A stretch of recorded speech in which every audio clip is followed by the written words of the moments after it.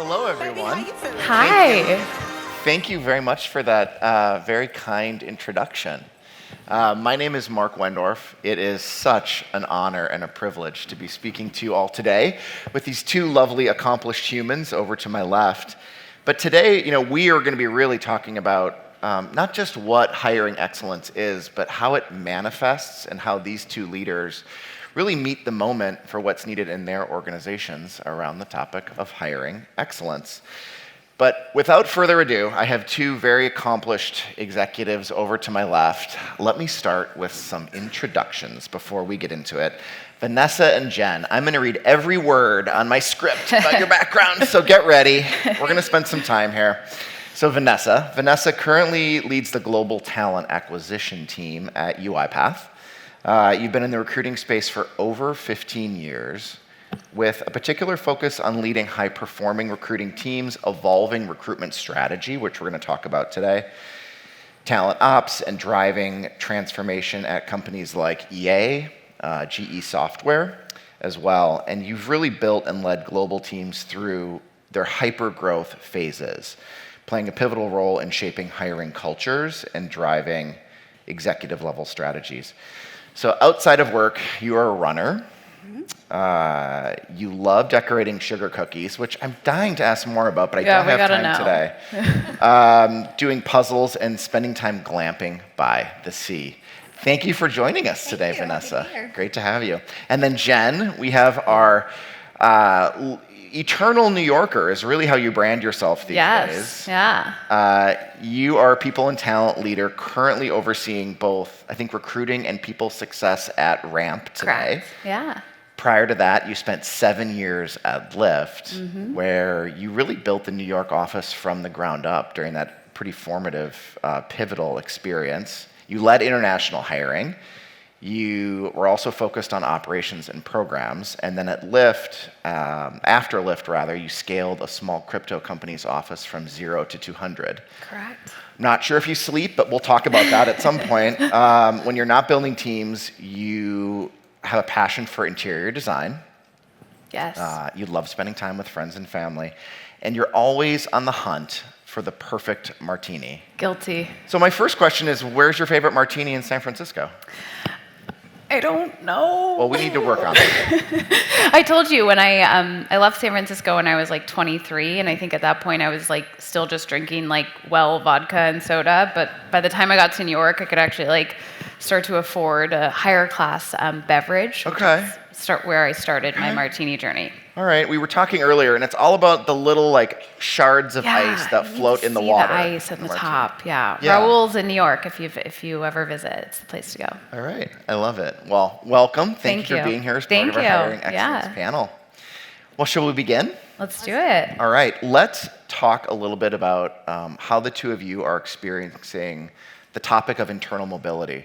So if you really think about, many companies are no longer in this place of hyper growth. They may be optimizing or rebalancing. And in this new reality, I think succession planning takes on a different tone.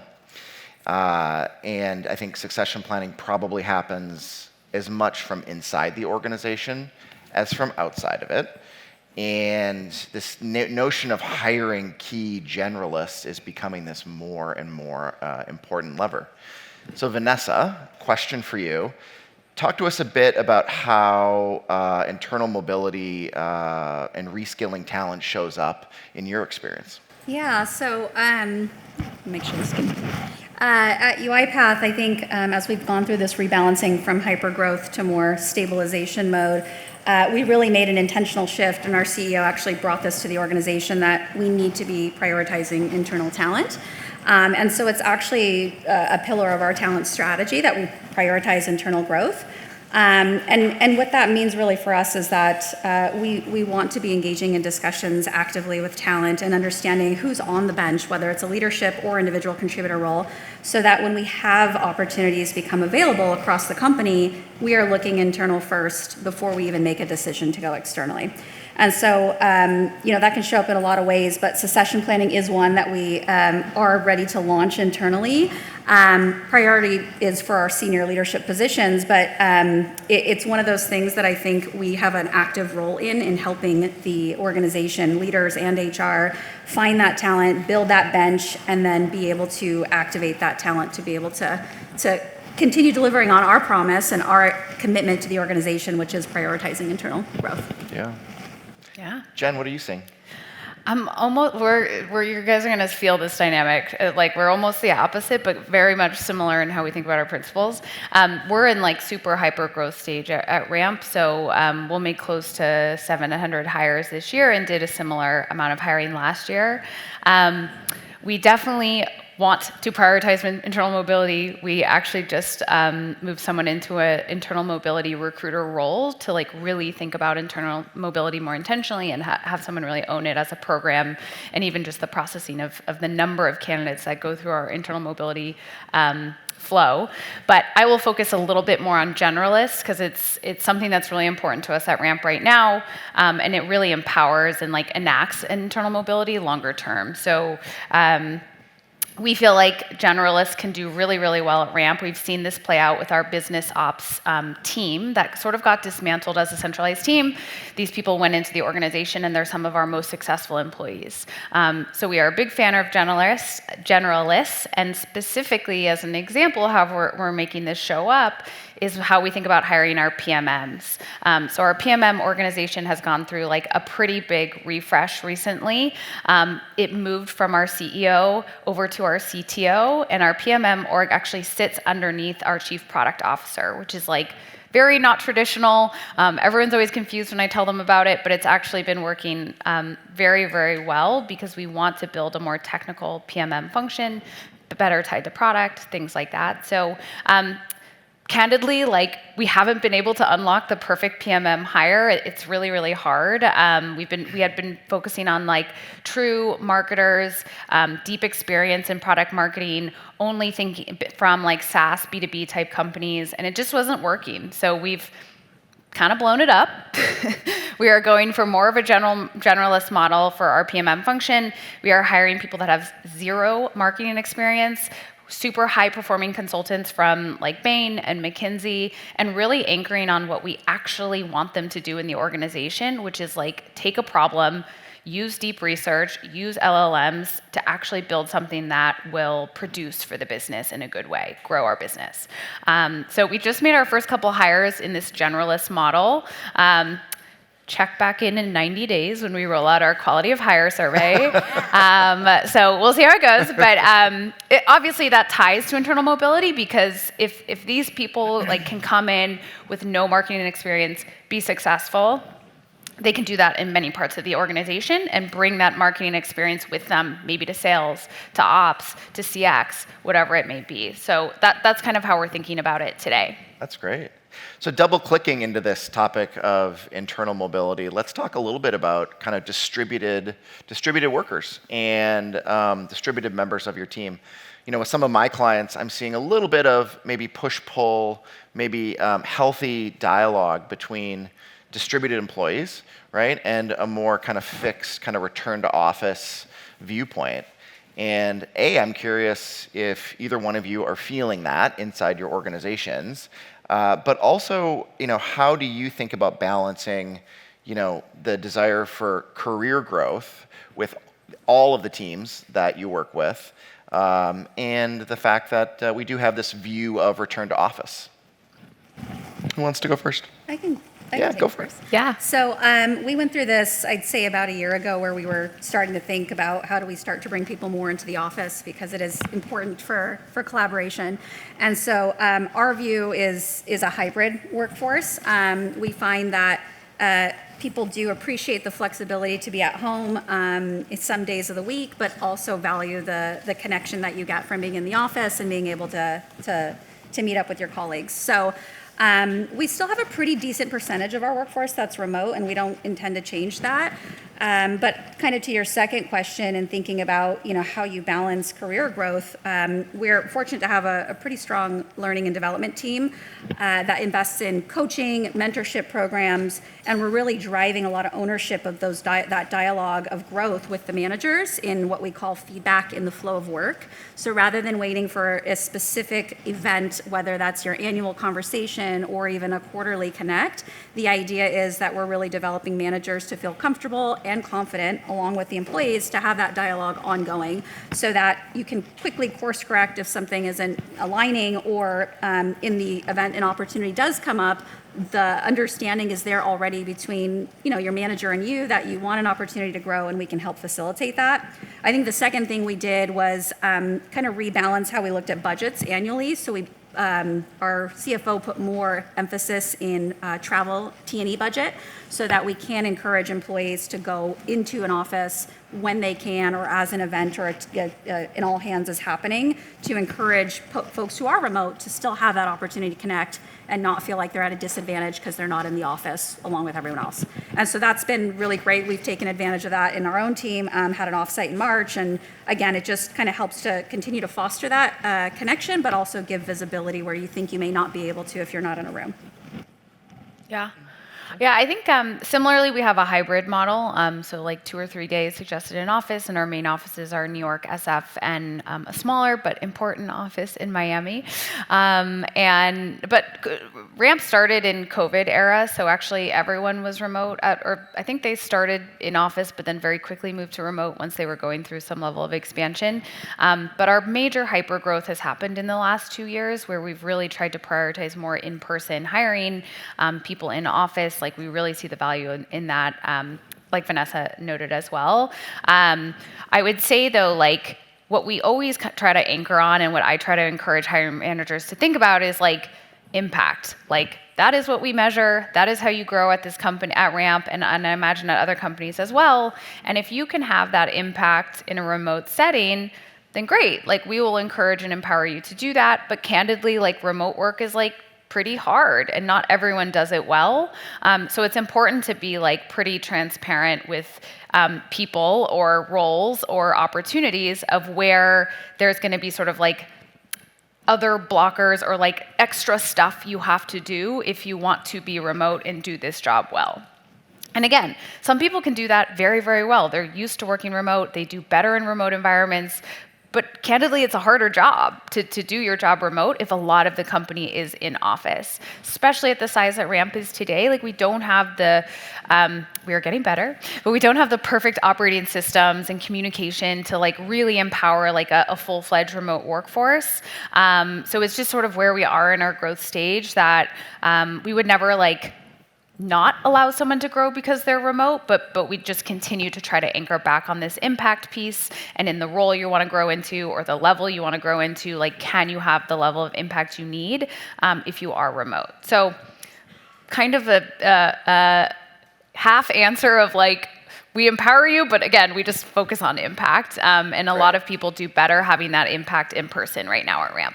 Right, yeah. That's really helpful. It does sound like both of your organizations are in a bit of different places from an org maturity standpoint, from where you are kind of in the growth cycle, and I think it's really helpful for the folks in the room to hear that, just two different perspectives. Definitely. So let's talk a little bit about as you each reflect on your own evolution from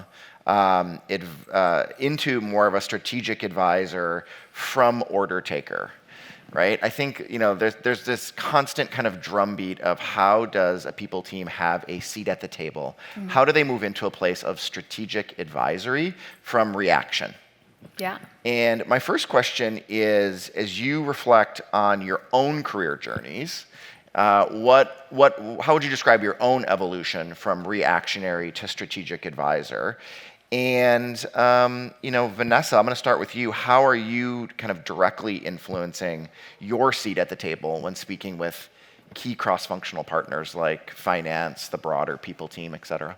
Yeah, I think my journey started early, being a technical recruiter and realizing very quickly if I didn't have some data to bring along with me to a conversation, I was going to get called out for it, and I was going to feel a little sheepish going out of that meeting. So just from the start, and just collectively as I kind of grew in my roles and sphere of influence and the altitude I was operating at, data just became my best friend because it was no longer anecdotal. It was no longer my feelings. It was just what it is, and allowed me to be able to analyze things objectively, to then come with recommendations and have a dialogue that's based in fact and reality versus a soundbite here and there.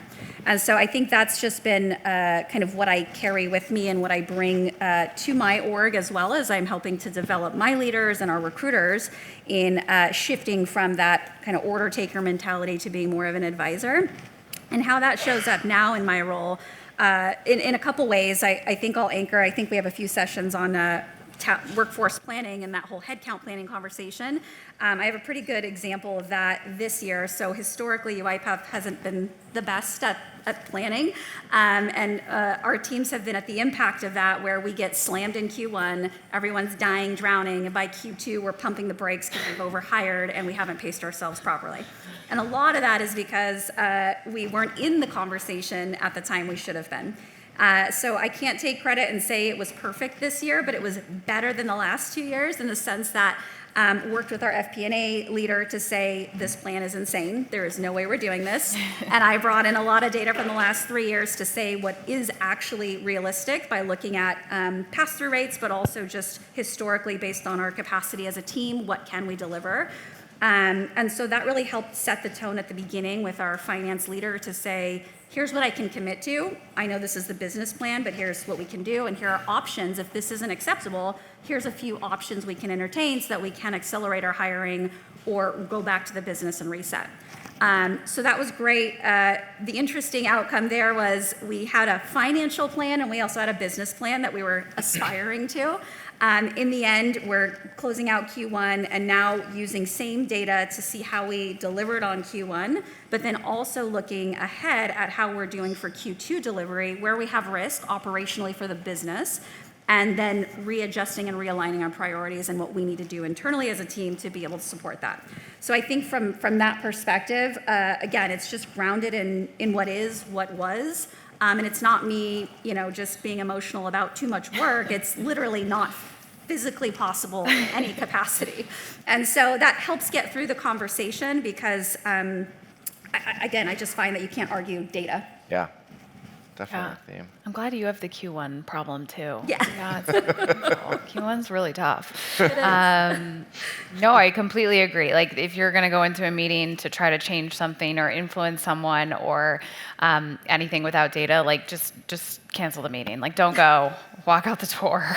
Definitely agree with you on the data piece. I think like if I can, I think that's probably the most important thing, but I'll try to come up with a couple other examples of how I've had been able to have like more of an influential seat at the table. I think two things have helped. It's all in the vein of like being proactive versus reactive. Like the best way you can show yourself to the business is like tell them something that's coming that they don't know. They don't have to come to you. You go to them is like the master unlock. And data really helps you do that for sure. But it's also about how you think about your headcount as a talent leader, right? And encourage your team to think this way too. So yeah, we get a list of headcount from an FP&A team at the start of the year. We probably think in like opening ID numbers or headcount numbers or titles or whatever it may be. But to really like unlock your ability to be strategic with the business is to understand how teams interact, how different departments work together, and how headcount influences that. So for example, if your head of engineering comes to you and says, in Q2, like we are actually going to go incubate this product for Ramp. I'm using Ramp as an example. Let's say they're gonna roll out travel, and we need to like go hire 10 engineers to incubate this travel product, which does exist, and so I'm not giving you any trade secrets. like you have to think beyond just those 10 engineers. Great. Okay, what does design then need? Like, do we need a designer in this incubation process? Like, let's go ask the head of design what they think. Do you need data people thinking about this stuff? Like, that's the immediate builder pod that you have to think about. But can you take it a step further? Okay, so let's say in 6 months this thing becomes real. How will that impact sales, CX, product marketing? Like, what is the marketing strategy? Should we be thinking, I would advise we need a marketing person on this type of thing before it's ready to go to market type advice. So the more you can understand how all your headcount and teams impact each other and interact together, the better you can be that like actual advisor versus reactive leader. Another area which is kind of tied to this is like understanding the product in which you work in. Your recruiters actually may know the product better than you if you're a talent leader. They're pitching it all day. They sit in their team, their groups that they support, meetings, things like that. But it's like so critical for you as a talent leader or people leader to really deeply understand like the product that you're building and supporting, and what the business levers are, right? Because the more you can like be in those exec rooms when you're talking about headcount, understand and like keep up with the pace of the products, the better. And so at Ramp, we're super Slack heavy. There's 1 million Slack channels. We have like 4 just for product releases, depending on the stage of the release. There's probably like a lot more that I haven't even found yet about product releases. So I love to use like the Slack AI feature. It basically, you can select certain channels that gives you a summary on a cadence that's right for you, and really try to like spend time reading those updates. And like, it may feel not as important because you have a burning Slack DM from the CEO or an email from someone that you want to answer first, but just try to make time in your week to continue to keep up with the business levers, the product, how it's evolving, and then how you can tie that into your overall understanding of headcount. That's great. I have a question not on our prepared questions that I'm going to ask. I'm not ready. If you think about, what is most top of mind about what each of you learned about yourself in your own journey from reactionary to strategic advisor, what would you want to share with maybe folks in the room that are earlier on in that journey? Just like predict the worst case always. No. Just assume the worst. No, I would say in the vein, I'm like really going off the cuff here. In the vein of hiring, I would say just buffer. Like it is kind of plan for the worst. Like add like some level of buffer for yourself if you are in the context of a business that's super fast growing. Which I think a lot of us are. If you are in a business that's more like steady state, managing to pace, things like that, like there probably is a lot more programmatic things you can bring to the business that would like lend you to be viewed as more strategic versus just this talent team that's only useful when you're growing it by a ton of headcount or hiring a ton. So in like my current life, I just again plan for the worst and add a buffer, particularly in the departments that are always going to give you incremental headcount. Like I have learned the hard way that sales never means what they mean when they tell you you're gonna hire X number of people. So we actually overstaff our sales recruiting team by a certain percentage, and I've gotten finance buy-in on that, and they agree, and we're like off to the races. So yeah, that's like my current state of the world. But I imagine if it's a little bit more steady state, like proving yourself as like a programmatic arm of the business, an extension of like people and HR, it can be really valuable. Yeah, and I think for me, it's undercommit, over-deliver. Yeah. I always do that. I don't severely undercommit, but I undercommit, and I usually always have 2 numbers. One I publicly go to the business with to commit, Smart. and another one I bring to my team to say, here's where I put us on the hook, but here's where we're actually going to shoot for. And we usually land somewhere in between. And that, for me, gives us that aspirational goal that I think my team can get to, but it also gives us the buffer of, if something goes south or something I can't see around a corner happens, then, we're still pretty safe. So that's always worked pretty well for me. Great. Yeah. All right. Love it. Thank you. All right. Well, our next question.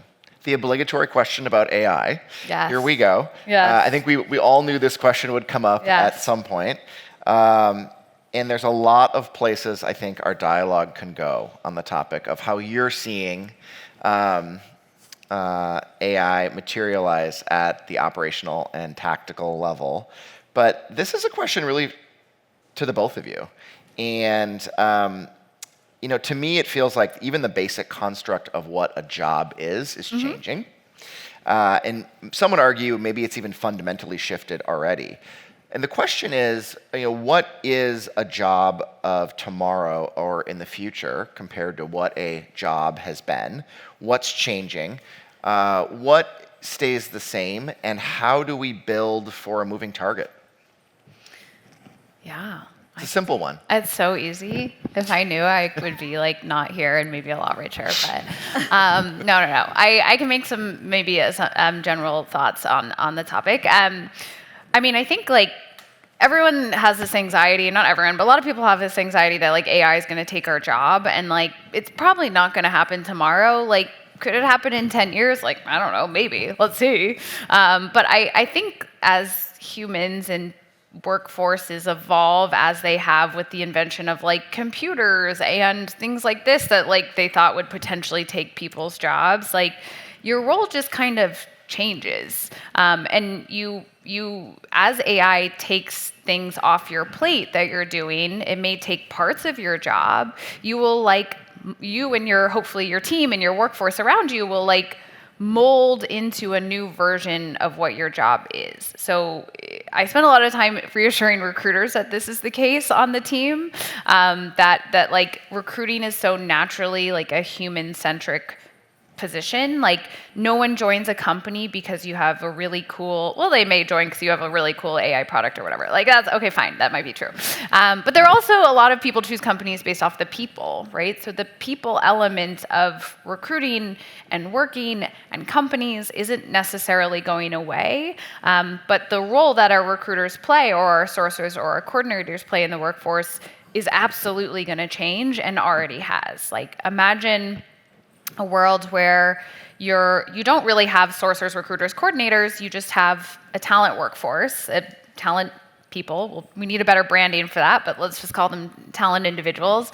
And the sourcing and the coordination is happening all behind the scenes. They don't have to touch much. They, of course, contribute to the model. They help train it. They tell it what's good or not. But for the most part, that type of work is happening behind the scenes. And what they could actually spend time on is what we all care about, which is quality of hire. And we heard a lot about in the keynote of how do we actually take performance data and turn it into actionable changes in our interview process, give us more confidence in interviewing, delivering the right result or the best result possible. And we all talk about doing that. It feels like a big priority for talent leaders, especially right now. It's at the forefront. But the email comes up, the candidate call comes up, the sourcing, the need to build the top of funnel comes up, and a lot of this more strategic stuff gets pushed to the side. So roundabout way of saying it's not going to take the job's not going away. It's just going to look a lot different, and the best way to evolve with it is to just get on board. Learn how to use it. Try to blow up all of your antiquated traditional ways of recruiting. Just throw it out the window and get more creative and use these tools to help you be able to focus on the stuff you actually care about. Because you've incorporated some, I think, team efficiency metrics, correct? Yes. Leveraging AI. Do you want to talk a little bit about that as a... Yeah, so I rolled out this metric last year within the to our exec team. It's still a little bit of a work in progress. It's very simple. It's basically the cost of payroll for the entire for the hires that we made in a certain time period, let's say a quarter, divided by the cost of payroll of my talent team per quarter. So that gives us a ratio-based number that basically tells us some version of efficiency. Now, could I tell you what that number should be? No, but what we do track is that it either at least remains flat and ideally increases, right? Okay. Meaning our team is getting more efficient.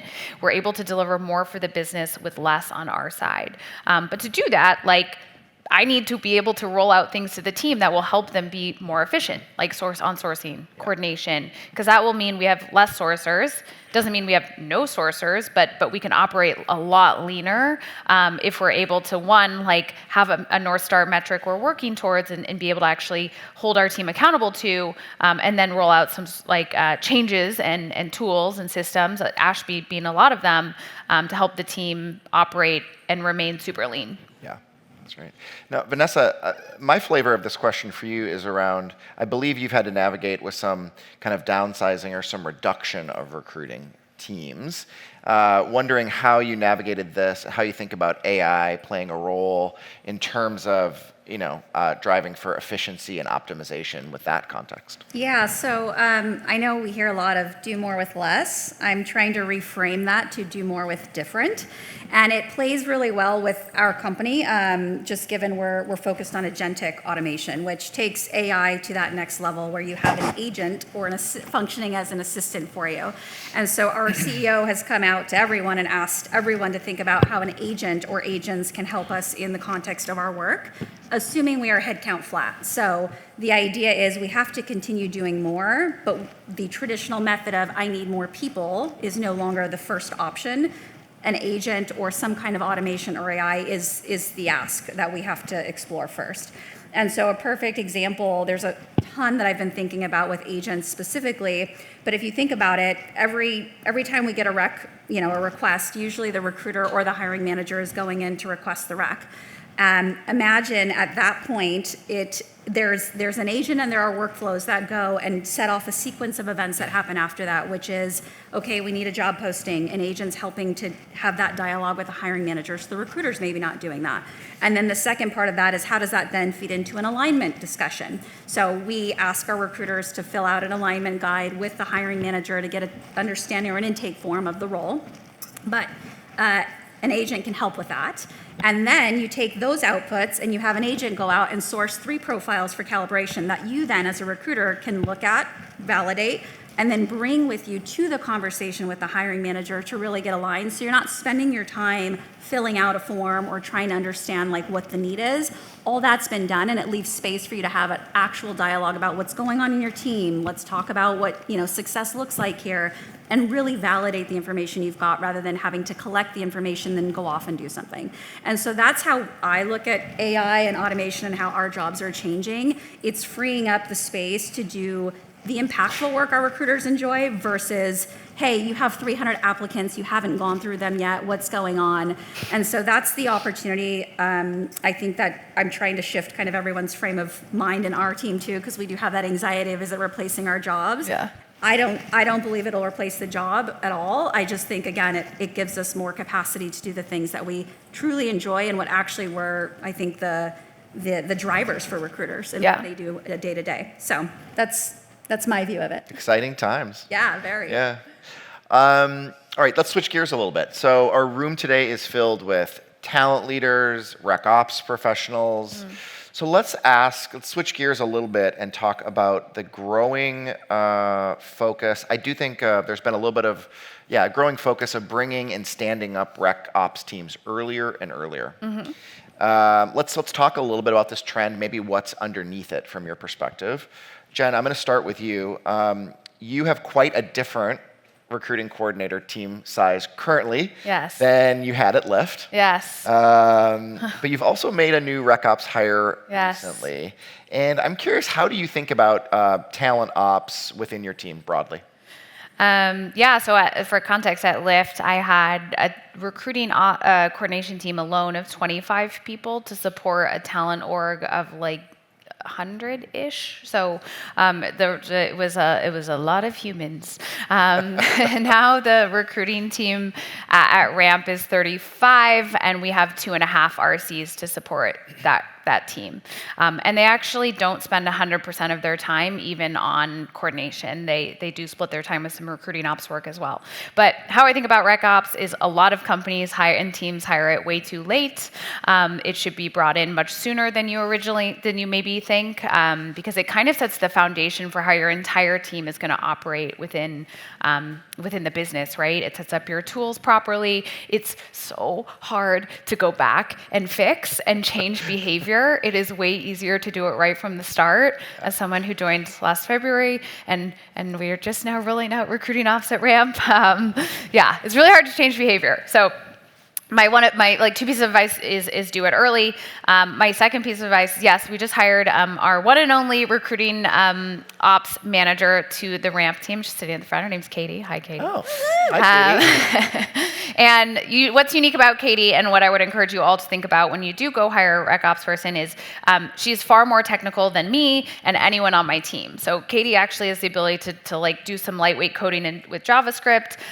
She not only can be that deeply technical, but knows how to build up models in different LLMs and things like that. And understands how all like these people and talent tools work, and can imagine what a reinvented workflow could look like. So she can like really think about the workflow and how it used to be done, reimagine how it could be done, and then actually build it out from a technical standpoint with the help of some tools. Ashby has done a ton here. We use Trey as our like AI or like connecting integrator tool, and yeah. So I would say like hire someone more sooner and hire someone more technical than you think you need. Got it. Great insight. Vanessa, let's one final question for you in the same general topic, but let's talk about reporting and analytics and how you see reporting analytics maybe evolving talent ops, specifically in isolating and storytelling around emerging challenges. Yeah, I think for me, we usually approach the conversation in recruiting as what's happened.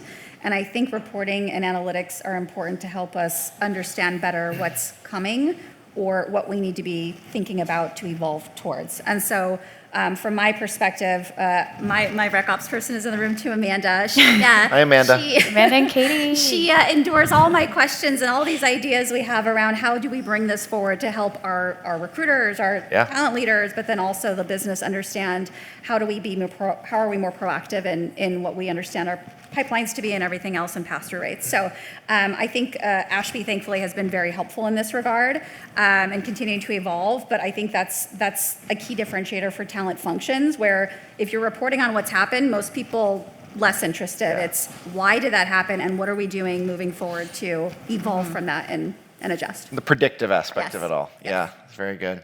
All right, well, that is all the questions we had for today. Thank you very much for joining us. Thank you to the two of you for taking time. Thank you. A big thank you. Thanks.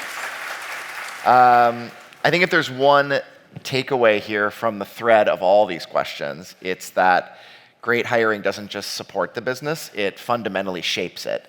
And I hope you all had some good insights and takeaways. So thank you. Thank you.